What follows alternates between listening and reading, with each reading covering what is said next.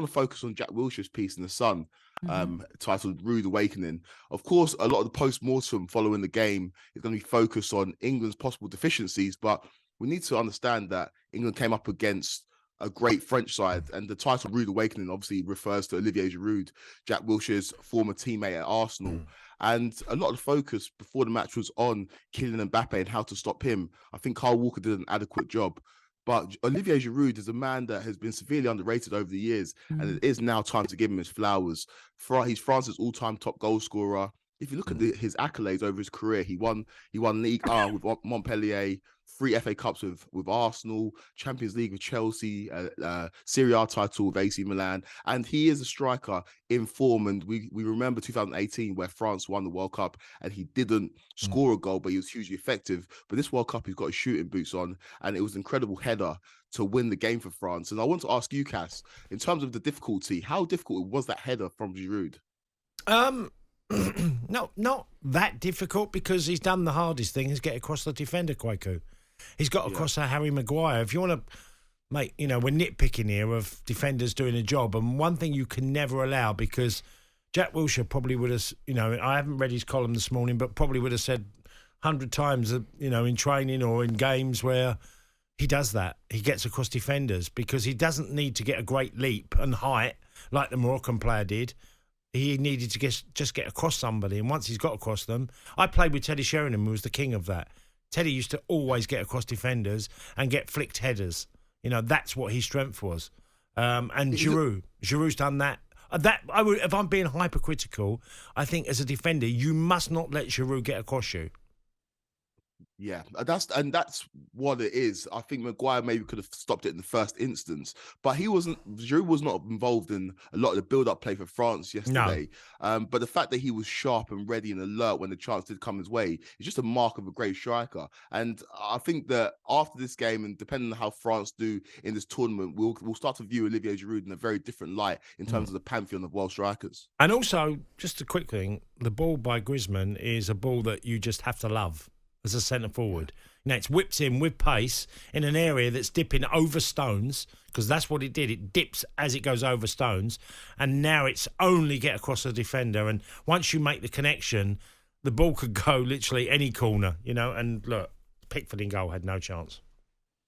Yeah, it was an incredible header from Giroud. It was an incredible performance, or has been an incredible performance from the France front man, especially in the light of Karim Benzema missing the tournament, the current Ballon d'Or holder, and he's really putting his name among some of the greats when it comes to tournament football.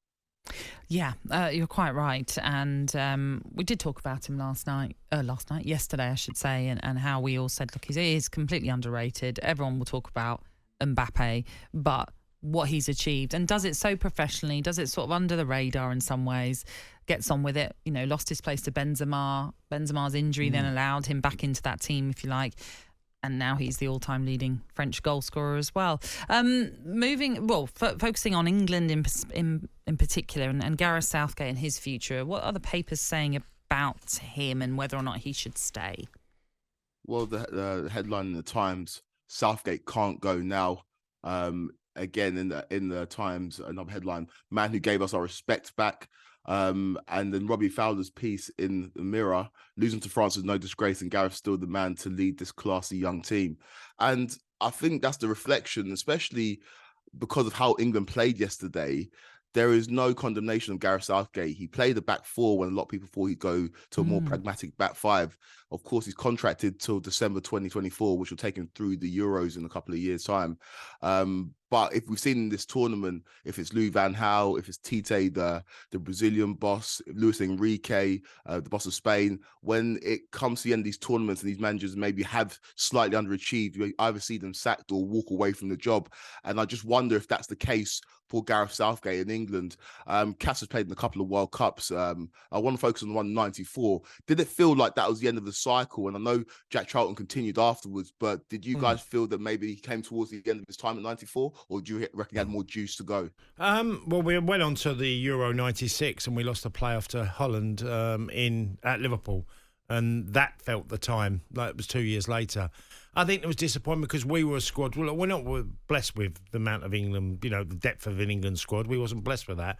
And it wasn't as good. We weren't as good as we were in '90, and you could see the team was slightly on a downward spiral. So, but we all had deep affection for Jack and love. Nearly all of us love playing for him, and I think it's the same. It's interesting what David Walsh has put in the paper this morning.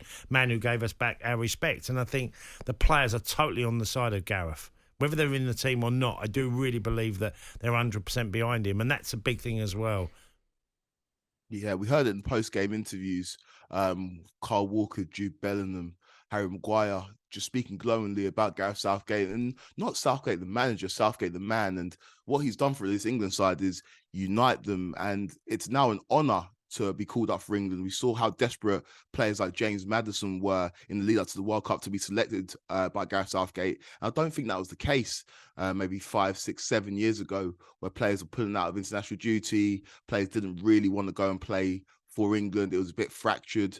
And now we've seen what Southgate's done. I know that England may be, in the view of some fans, have underachieved in this tournament, going out in the quarterfinals, but there's no shame in losing to France, who are the defending world champions. And it'll now be interesting to see what Southgate does. He has got 2 years left on his contract. Does he see that through and see England play in the next Euros, or does he walk away and think his job is done now as England boss?